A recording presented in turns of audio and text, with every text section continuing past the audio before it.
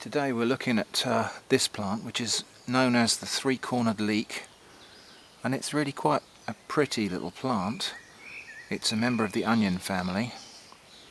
Beautiful little delicate flowers.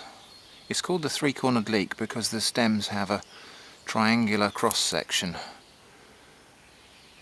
They smell conspicuously and strongly of onions, and unfortunately I've managed to let this thing into my garden and it has absolutely laid waste.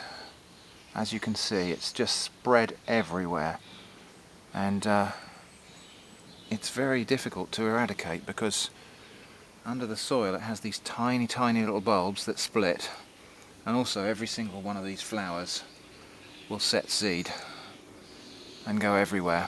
I suppose the one silver lining to this cloud is that the bees love this plant, and the bees need every help they can get at the moment, really.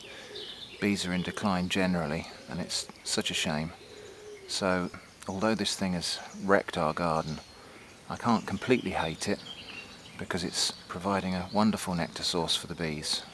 Well, actually I suppose there are actually two silver linings. The other is that this plant is actually completely edible, and so under the ground there are these little silver onions, and those are edible, and what we're going to do today is collect a whole bunch of those and we'll cook them, and I think I'll pickle them, in fact, which kind of feels almost like revenge on this plant, so that'll make me feel better about the fact that it's taken over my garden. As you can see, it's just a mass of these tiny little bulbs, and they divide and split underground so that even when you dig the plant up, you're almost certain to miss some of the little bulbs and it'll just come back. We're going to do our best to eradicate this from the garden, I think, and we'll plant some less invasive things that the bees can appreciate. But for now, the best we can really do is keep on attacking it, and meanwhile we'll eat the onions. So what we got here is the onions I picked from the garden. As you can see, they're just all covered in mud and dirt.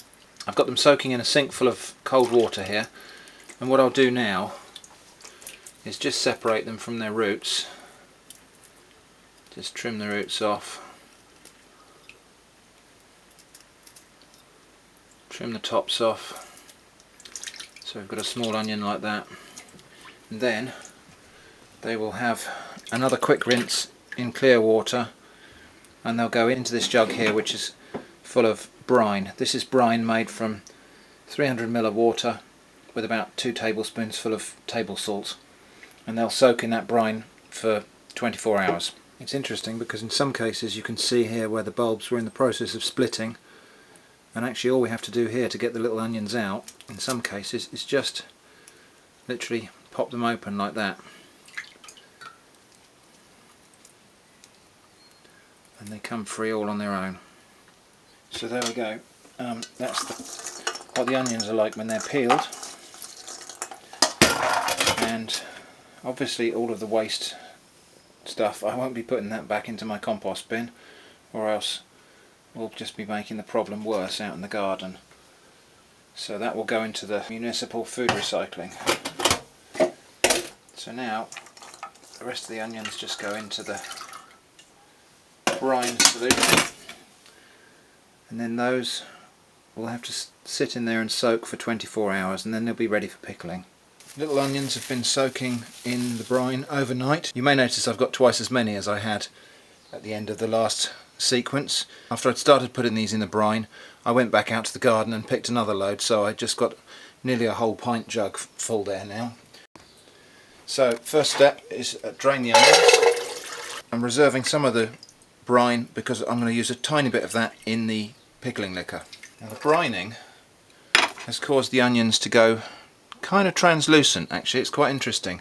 They were very bright white yesterday. Today they're translucent, which is good, which means the brining has done something.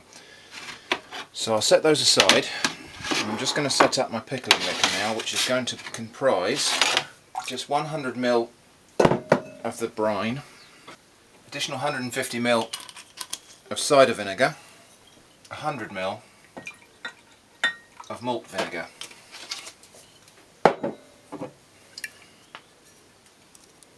Taking it to a total of 350 ml. Now you might wonder why I'm using malt vinegar for pickling white onions, because traditionally if you do silver skin onions you use a distilled vinegar and you won't use anything that will spoil the colour. To be honest, I think silver skin onions are boring. I want these to be pickled onions that are going to be in a dark, sweet sauce so they can actually be spooned onto cheese and crackers. So my 350 ml of vinegar and brine goes into the pan. Next we're going to have 200 grams of dark muscovado sugar. This is a natural, unrefined cane sugar. 75 grams of dried prunes. So I will, with these prunes, 75 grams of prunes, I'm just going to cut them up into small pieces as they go into the pan. Just cutting them up with scissors, because I want these to break open and all of the fruity pulp inside the prunes to thicken the liquor that's going to be around the onions. Next I've just got a couple of apples. These are just gala apples, past their best for eating because they've actually gone quite dry and wrinkly. Perfect for this kind of recipe because actually they'll be sweeter than they would be normally. And I'm just going to peel those and finely dice them, and they'll go into the pan with the pickling liquor. So I'm finely dicing the apples because I actually want these almost to cook away to a pulp, because this is all going to be about the onions, this pickle really, so all of the other ingredients just need to dissolve into the background. In goes a chopped apple. Finally some spices. So 1 heaped teaspoonful of ground mixed spice. This you might find called pudding spice. This is a blend of cinnamon, coriander seed, ginger, nutmeg, cloves. About a teaspoonful of dried chili flakes. About a level teaspoonful of allspice powder. And last but not least, about half a teaspoonful of mustard powder. So there we go, everything's in the pan. I'm just going to put that over a gentle heat and stir it to infuse the spices and to dissolve the sugar. That actually smells really good already. I'm just going to put the lid on that so it can come to the boil and simmer.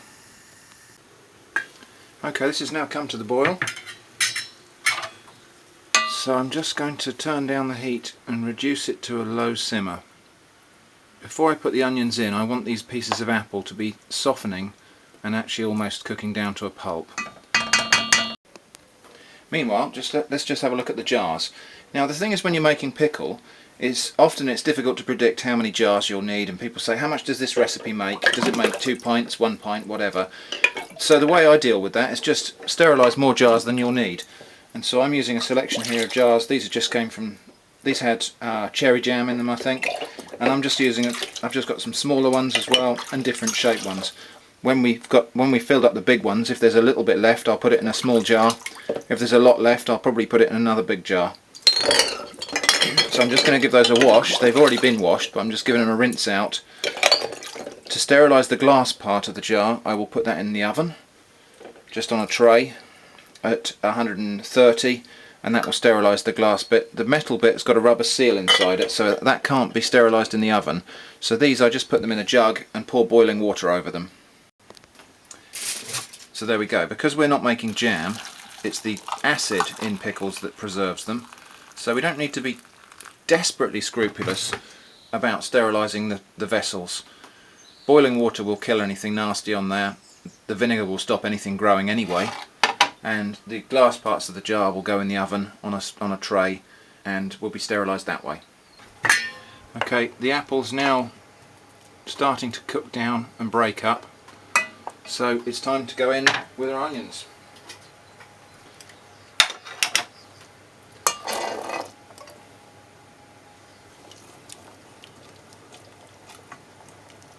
Give those a good stir. I'm going to turn the heat back up because we do need to boil that to cook them.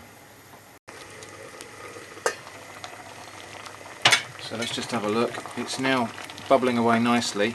It's actually also thickening up nicely now as well, which is great.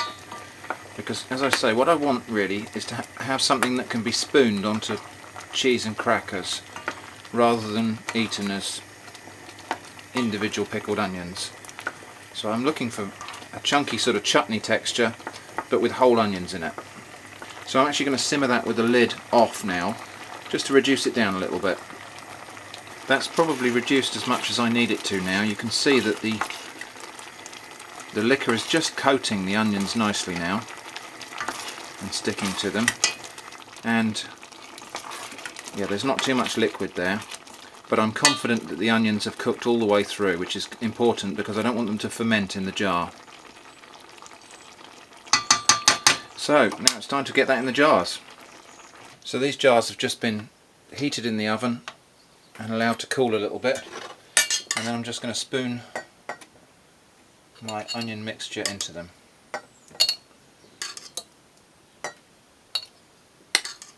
I'll go a little bit at a time, and then I won't hopefully spill very much.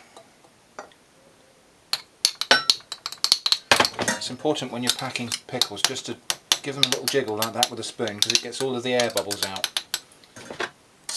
I'm going to fill those right up as full as I can, because it will shrink down a little bit when it cools. That's actually the entire pan full of ingredients has gone into those two jars. So just a little wipe around the rims with a piece of clean kitchen paper, just really so that the pickle itself doesn't interfere with the seal on the jar. Okay. There we go, those are screwed down tight, and that's it. We just need to let those cool down now, and then we can label them. All that remains now is just to label the jars with a suitable label. I've chosen Invasion of the Pickled Onions, since these things are invading my garden. There you go. And these will need to mature for a month or two before they can be eaten, really. Pickles and chutneys can't generally be eaten straight away, so these will go into a dark cupboard and they'll sit there for a few months, and then we'll take some cheese and crackers and we'll enjoy eating the onions that tried to take over our garden. Thanks for watching this video. If you'd like to see more of the same, why not click here to subscribe? Alternatively, click here to visit my channel. Or you could click here to visit the Atomic Shrimp website.